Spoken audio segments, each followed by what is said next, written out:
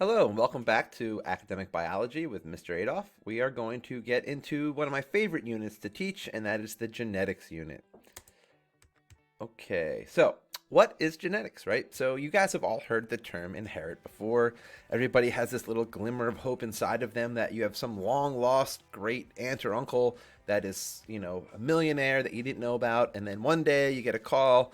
Hey, guess what? You just inherited millions of dollars from your, long lost great aunt or uncle. Well, I got news for you. That's not going to happen. But the idea of inheritance is the same, right? To inherit means to get something from somebody, pass it along from one generation to the next.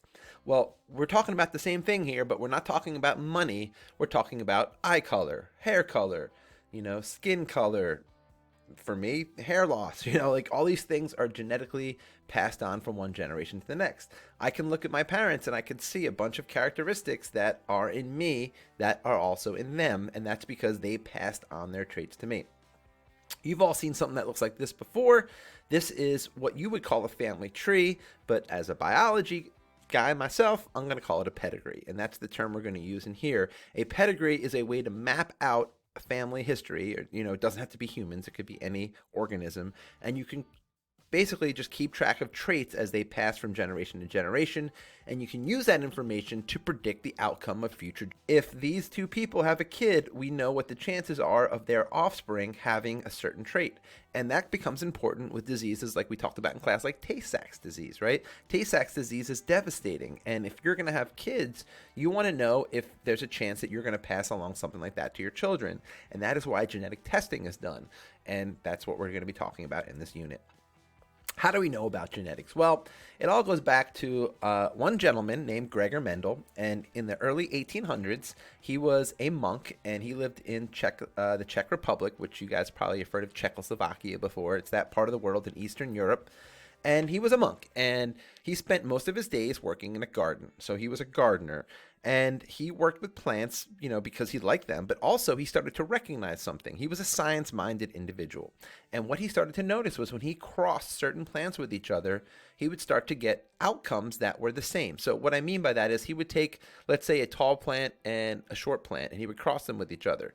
And he would do it a bunch of times. And what he would find is every single time he would do it, he would get a similar outcome. And he saw a pattern there. And that made him realize that there was something going on biologically that was something was being passed on from one generation to the next, and you could start to predict what the outcome would be of different crosses based off of this information.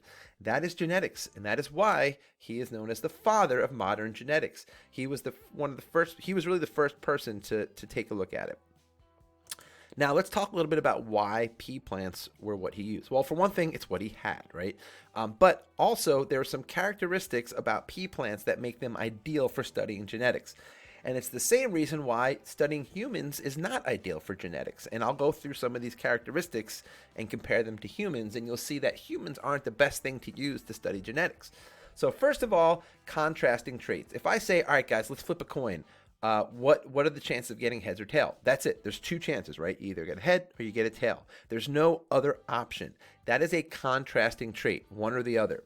Humans don't have a lot of contrasting traits. We have a handful. There are certain things that you either have it or you don't. Like, for example, can you curl your tongue? If everyone tries to do that right now, what you'll find is that most of you can do it, but some of you can't. And that is a contrasting trait. There's no in between. Well, pea plants have a lot of contrasting traits. They're either tall or short. They're white or pink. They're wrinkled or smooth. And that is important when we're studying genetics, and we'll explain why as we go through. They also reproduce sexually, and that is very important. Asexual reproduction is when you have one individual dividing into two, and you end up with a genetically identical offspring. That is not good for studying genetics, because it would be like saying, all right, guys, let's flip a coin. But that coin only has heads. So every time you flip a coin, you're going to get heads. Is that going to be worth studying? No, you already know the outcome. So reproducing sexually is very important. Reproducing sexually means you have two individuals that are genetically dissimilar, and they reproduce with each other to form a new individual, which is also dissimilar. It's not the same genetics as the parents. So you can get possible outcomes that are not the same as the parents. So you can have two short plants produce a tall plant, and that is not going to happen through asexual reproduction. You can also control plants. Plants don't have the ability to get up and move, right? So if you wanted to try to control a human genetic test, that would be hard to do. You can't tell somebody who they can have offspring with. Plants, on the other hand, don't have an option. If I want to cross a pink flower plant with a white flower plant, they don't get to choose. And also, when I leave the lab in the middle of the night, these plants can't get up and mate with who they want to mate with. They're stuck where they are. So crossing plants makes life a lot easier because they don't have the ability to make their own decisions. So they can't cross with each other. We can control them. In this case, Gregor Mendel couldn't control them. Humans only have, on average, one child, right? When you have a baby, it's one. Sometimes you get twins, that's somewhat common. And then, you get your occasional triplet. But for the most part, humans have one offspring. Well, plants, on the other hand, have hundreds, so one plant can produce many offspring. And that allows for better testing of genetics. If you have only one offspring from a cross, you can't really tell too much from that. But if you have many offspring, you can now say, all right, well, if I have a tall plant and a short plant, and 5 of them are tall and 1 of them is short, well, that that's something you could take a look at and pull some information from. If you have a tall plant and a short plant and they only have one offspring, tall or short, you can't really use that to determine much out of that cross. You're not going to be able to find too much from that information. So the more offspring, the better results, right? Bigger population of a the bigger the population size, the better the results. And finally, the length of time that they live. Humans live, if we're lucky, 90, 100 years, right? That is a long time to try to study a generation. So, for example, think about your family. If you have your great-grandparents alive, which hopefully some of you guys do have your great-grandparents alive, so then you have your great-grandparents, your grandparents, your parents, and you. That's 4 generations. Chances are, if your great-grandparents are alive, you probably don't have nieces or nephews, but maybe you do. Maybe one of your siblings had a baby at this point. So now there's 5 generations alive of your family. That is about the most you can have. Most people have 4 generations alive at any time. So if you're trying to study genetics, that's a long time to wait to be able to study the next generation. Plants, on the other hand, they reproduce in days. So, you could have many generations. You could study, 15, 20 generations of a plant in a number of years, where humans, it takes way more time than that to study the generation. So plants have many contrasting traits. Comparing to each other, they reproduce sexually. You can control them very easily. They have a large number of offspring, and they don't live very long.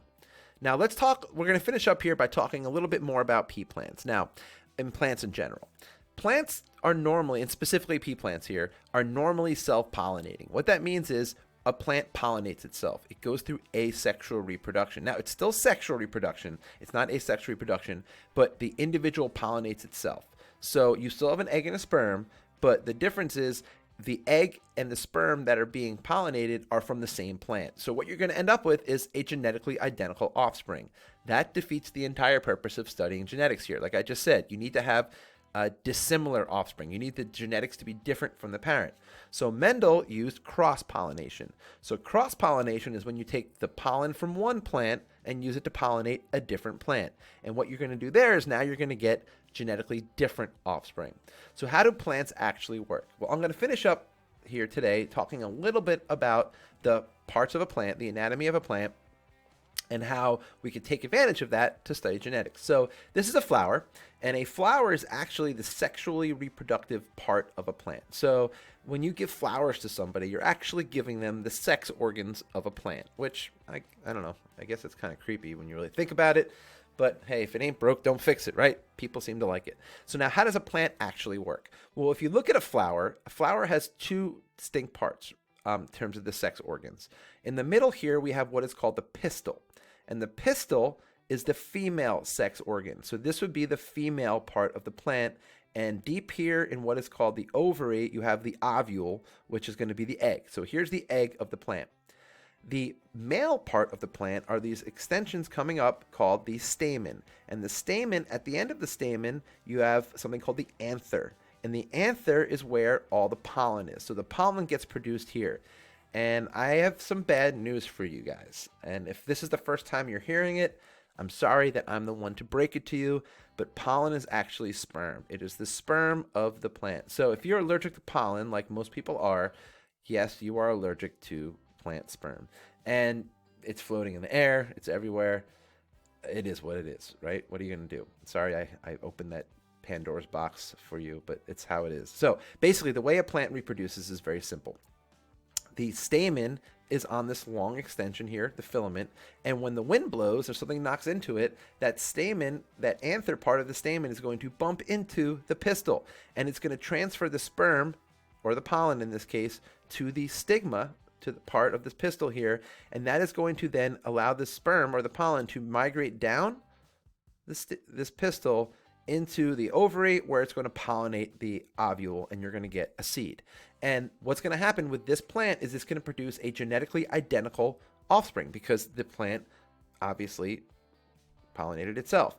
Now, we bring this guy in here now. So bees and other pollinators, they are a very important part of the reproduction of plants, because if bees didn't exist, there wouldn't be cross-pollination. All plants would be genetically identical, and they would get wiped out very quickly. So for the ability to have genetic variation comes from these guys right here. So this little bee is going to come along, land on this flower, pick up some pollen, and then it's going to fly to another flower and do the same thing. And in the process, it's going to bring the pollen from this flower to another flower, and it's going to then cross-pollinate. So what Gregor Mendel did here was he did what a bee would do. He took a little bit of pollen from one flower, and he used that pollen to pollinate a second flower or a second plant, and he was able to control that. So he took, let's say, the pollen from a tall plant, and he mixed it with, a short plant, and he was able to then produce offspring that were going to be genetically different from the parents.